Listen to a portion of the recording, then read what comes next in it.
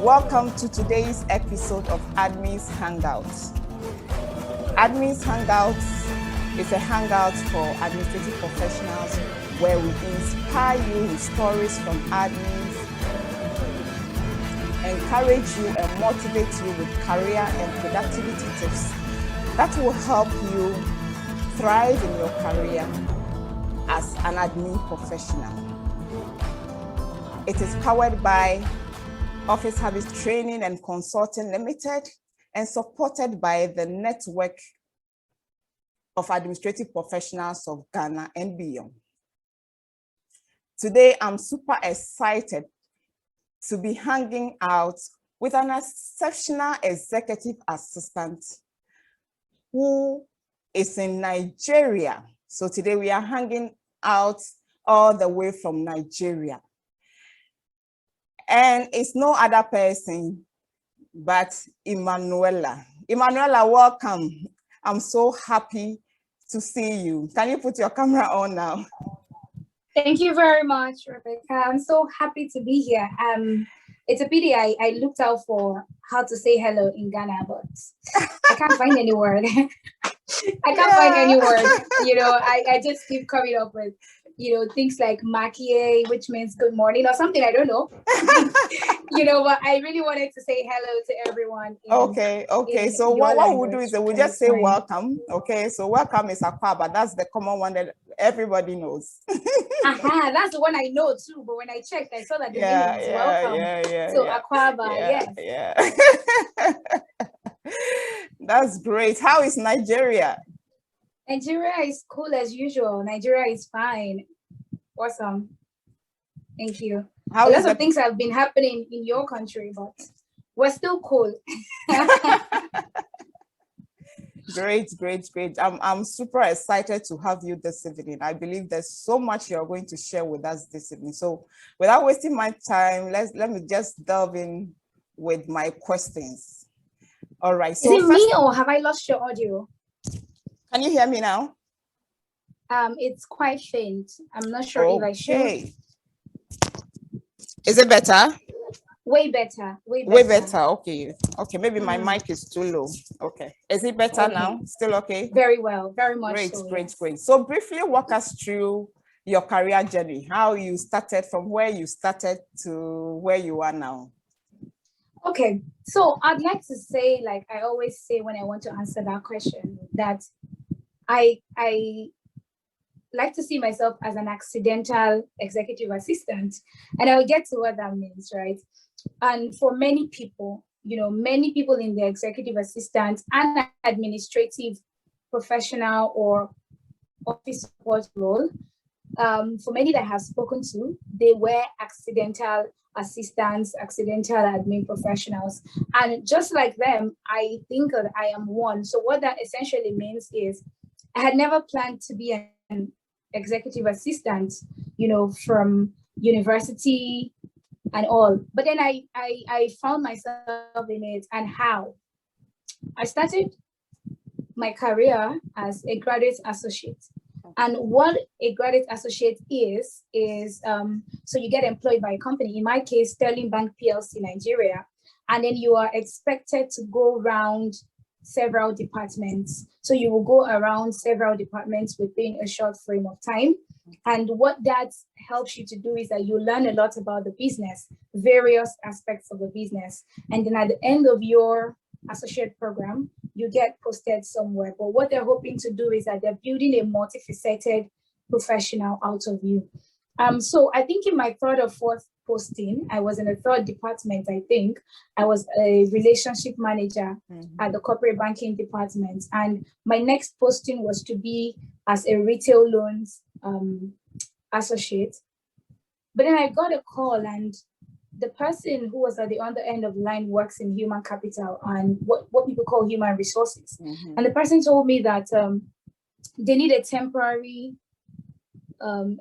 stopgap for the current executive assistant, then executive assistant to the executive director of finance and strategy, and told me that they have, shortlisted me as one of the people to be interviewed. So I said, okay, I had never thought about it, to become an executive assistant. But then I attended the interview, and the next thing was, you know what? The ED likes you, and he says that you will be his assistant. I'm like, okay, since it's for a short time, because the EA then was going on maternity leave, I was good with it. But then 1 month became two became three. And then before you know it, my boss and the human resources team was giving me the feedback that I won't be going back to my normal, program, that my boss has decided to keep me as his executive assistant. So when I asked what will happen to the other person, which I'm sure that many people will be asking, they told me that the other person will go on to assist someone else, and that's how I stayed on to be the executive assistant to the executive director. Then in 2018, he was promoted to be the chief executive officer and managing director. And then, so naturally, I just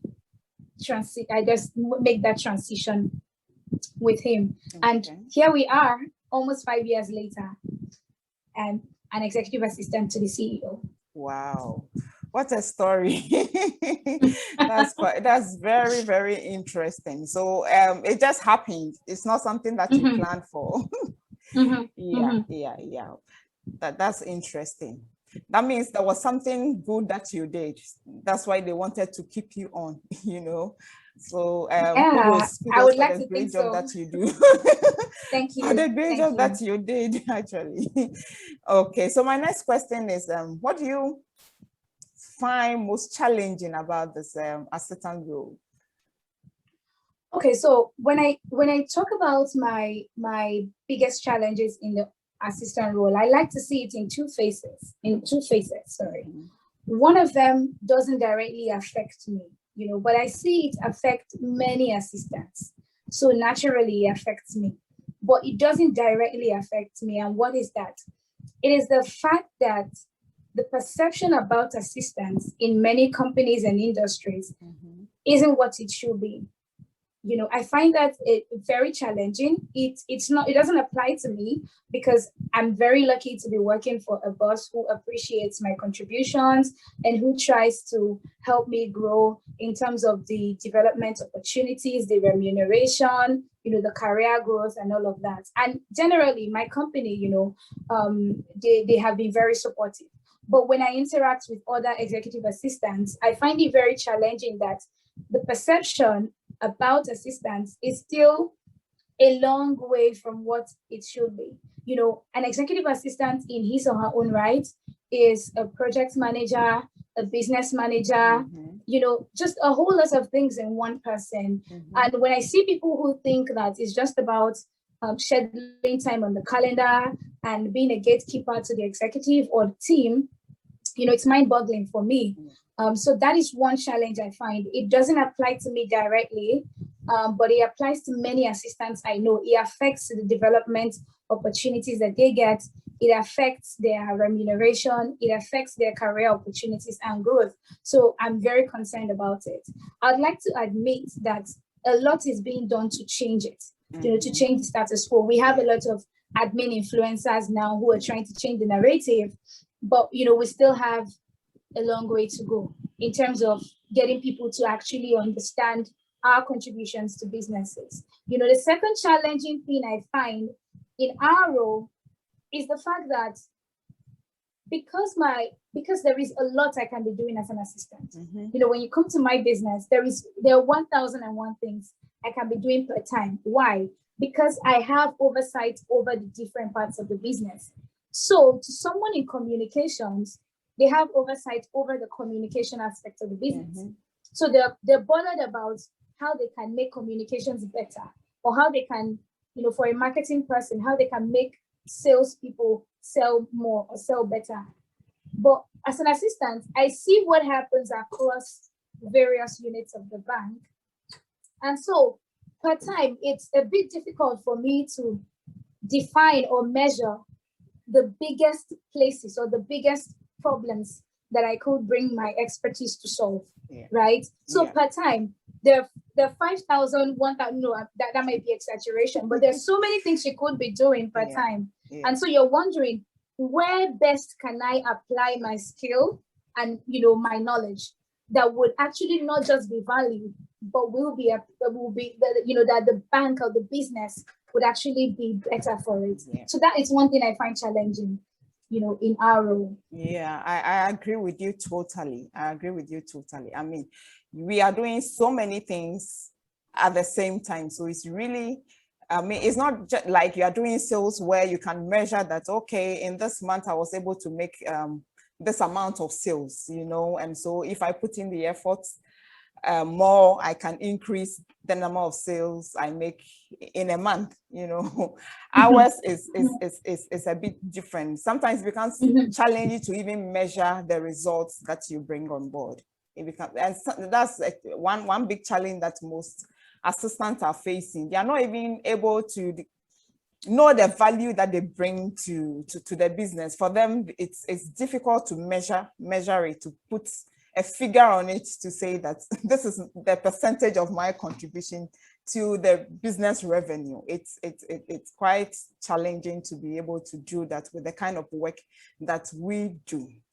Emmanuela, can you say that because you started your career, let's say in a leadership role, if I should put it, because as a graduate trainee, normally that is where you are put.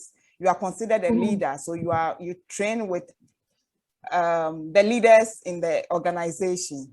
Do you think that is one thing that helped you to develop that kind of mindset? I mean, for you to see yourself as a leader, and so not to see yourself as the traditional secretary, if I should put it, as most people know, because I believe you had that mentality, and that's what drove you to be able to even accomplish whatever you were able to accomplish for your organization to even consider maintaining you as an executive assistant. Do you think that was what contributed to that? Okay, so I would say that it's a very big part of it. I would also say that my background also played a role. My belief, my religious belief as a Christian, as a believer of and a follower of Jesus Christ, who believes that I am light, I'm here to shine, and I'm salt. I'm here to actually give taste to the world. It influences how I see myself and how I perceive how my time should be spent. On my background side, I'm the first daughter, of my family, and so it just made me always take responsibility for things and for people. So those played a role in giving me the foundation of what is required to be a leader. But even participating in this program and even working with leaders myself, helped me to even see the broader scope. There were so many things I didn't know back then that I now know about what is important to executives, what is important to businesses as a whole. So working as a graduate associate and seeing different aspects of business definitely helped me to improve my, my leadership skills and abilities. Awesome. I'm so happy you consider your job as a ministry. Yesterday I was actually listening to a webinar, and that's exactly what the man of God said, that the work we do is a form of ministry, and so the result that you put out there is what will draw people to Christ. So it was just to admonish us that whatever we find ourselves doing, we should do it well, as if we are doing it unto God. Very well. Yeah. As if you're direct supervisor. Yes. I agree. Totally. So what do you find exciting about the role? So what I find exciting about the role, and I don't cease to tell everyone who gets to listen, is the fact that as an executive assistant, I had mentioned it when answering your previous question. It is the fact that I have my leg or my feet, like I like to put it, in various aspects of the business. I find that very, very exciting, that I am not just limited to seeing one aspect of the business. It's fascinating when you talk to people from various units and they strongly believe that they're doing the most important work in the organization. Yeah. Oh, I'm a finance guy. I make sure that your finance is that. Oh, I'm the sales guy. I'm the one who brings in the money. Oh, I'm the marketing guy. Without me, nobody knows about your business. Yeah. And everyone seems to think about their contributions as the best, because they're limited to that aspect of their business. But as an executive assistant, you have the privilege. It's a privilege to actually see and participate in various activities going on across various departments. It has its downsides, of course, but I choose to focus on the plus, and the good part about it. And then so I enjoy that about my business. And that is why I'm also very fascinated about the intersection between people, information, people and information. They change a lot. Yeah. And so because of the fluid nature, I just find myself, in the intersection between people and information. Absolutely. Yes, so that is it. Absolutely. Let me move on to my next question. Okay. Can you share with us a day where you did some magic to save the day? Okay, right. So for magic, I'll just honestly say that it might be difficult for me to talk about magic in the sense of magic, because when people talk about magic, what you would expect is a Superman kind of action where everything was going awry, and then you just came in and then you're like, ta-da, I'm here, everything is fine now. I don't always like to, I dread to be in such situations, and I'll tell you why, Rebecca. I'll tell you why. Okay. The reason is that for you to actually pull off a Superman stunt, it means that other people are either losing their heads or are losing it. Or they don't even have a grasp over what is happening, or something has gone really wrong, and then you are coming to save the day. Of course. I do not want my unit or my department or the MD's office or the business itself to be in that kind of situation. It's not sweet to me to be the savior in that sense, where everything is going on. I jump in and say, yeah, I saved the day. But I would say that there are many times that I've taken initiative, and that has really translated to maybe the bank saving some money on some negotiations. I've made negotiations. I've gone out of my way to plan my boss's trip, and he's so impressed by how I coordinated meetings, how I coordinated people, how I handled resolution with a customer that seems to be a bit tough. Sometimes he's like, oh, really, you did great with managing this person and managing that person. You did great with making this meeting turn out well. So I try to show up with my best self, even though there's some days, it's less than best, but I try to show up like that every day. So I think that I have many of those episodes, but not in the sense of being a savior. Awesome. Okay, so my next question is, please share with us an error that you made at work and how you handle it. As admins, we are juggling a lot of things, and sometimes if you are not careful, you find, you are juggling. So obviously, one thing or the other can fall through the cracks. So if you can remember a day like that, how were you able to handle it? So of course, they are what you would classify as a typical admin error, and I've made some of them.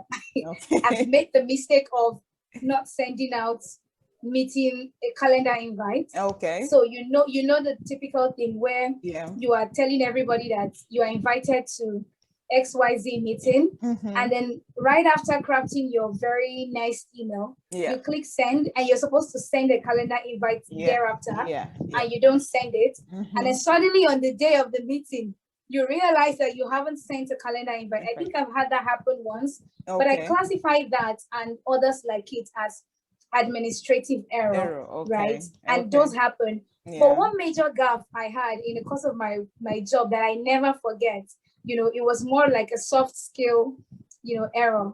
It happened earlier when I was an assistant, when I just started this role. So, my boss had really important people come to visit him. You know, there were people from across different countries, you know, international. Some people flew in for the meeting. There were just a number of people. So you know that that kind of meeting is a meeting where you have to be top notch. Everything has to be on point. Yeah. So they come in to the floor, and for some reason, you know, our back door has this fingerprint access. So one of them wanted to use the restroom, and then he came into my office and said, so I'm trying to go out to the restroom and the place is not open. So I tried to find the you know, I should have left that place open. You know, for some reason somebody locked it and took away. So I tried to look for it and I couldn't find it.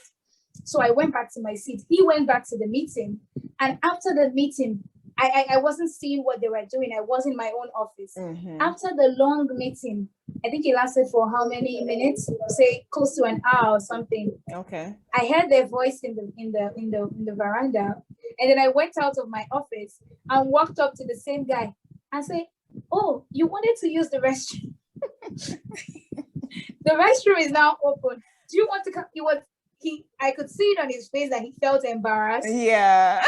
You know, because I think that he had already used, you know, in between while I was trying to sort out everything. But when I thought about it, it was really, really, you know, it didn't make sense to me that after how many hours. So even if you wanted to be helpful, you should have walked into the meeting room and just, but then you waited until he came out. And then you walked up to him and said, "Hey, just in case you want to use, can you follow me?" And, you know, it looks like, but yes, I don't ever forget that.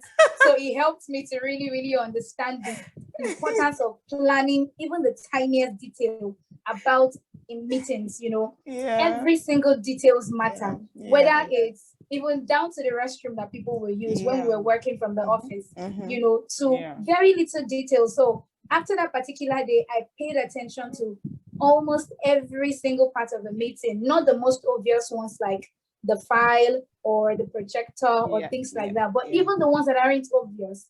So that's what it taught me, yes, aside from, you know, many other tiny errors along the way. Absolutely. Thanks, Emmanuella, for sharing that with us. Okay, so I think when I met you on LinkedIn, I remember one time you posted that you had undergone the world-class assistant program. And I know that is John Bedge, my mentor from afar, who actually does that training. So I just want you to talk to us a bit about it. How did it go? What are the things that you learned? And I mean, how will you encourage an assistant to undertake that program? I mean, what has changed since you took that program? Okay, so that is one program I also like to talk about. And by the way, I see Joanne's book yes. So I really know that yes, you're a fan. Yeah, I'm a fan. Yes. Okay, so I have been joining.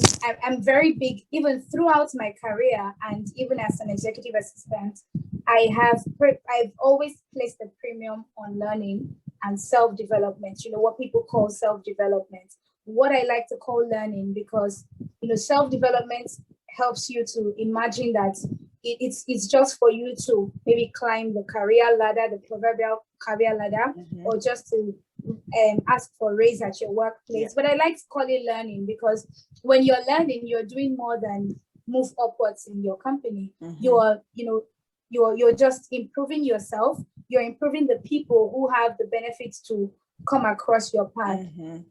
So for a while, I've been keeping this list of to learn. I call it to learn list. And so my to learn list will normally consist of the areas I think I need to brush up, you know, the areas I think I need to get better at.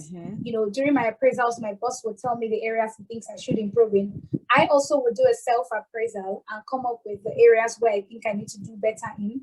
So I would find the best training on each of these areas. I'll put it in a folder on my computer called to learn. So that's what I call to learn list. It also includes my to read list. I have a to read list where I go to when I want to know the next thing I want to read, when I have the time. You know, I try to find time. So Joanne's course has always been on that to learn list, because the first time I heard about it, I have heard about a lot of assistance courses. I've heard about a lot of courses and a lot of programs and a lot of events. Yeah. But one thing I find that many of them have is that they just teach you, you know, what you call the foundational things, Okay. a brag sheet, but as a way to say that this is how I have contributed, you know, in my own way to changing the fortunes of this business. So yes, how you can connect with me. Yes.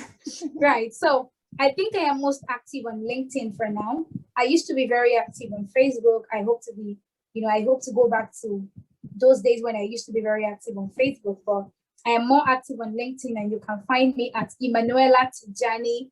Emmanuella Tijani. You know, that is where you can find me. And I hope to come back to Facebook. So in anticipation of the day when I return fully, you can connect with me at Emmanuella Oruche Tijani. Oruche is Oruche.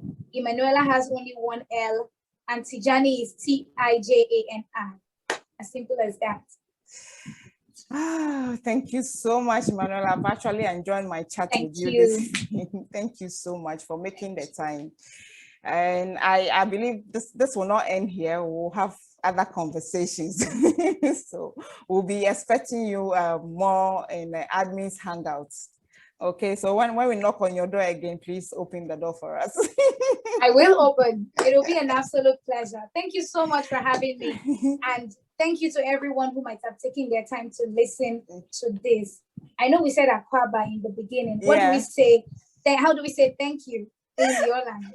Medase. Medase. Medase, my people. Thank you.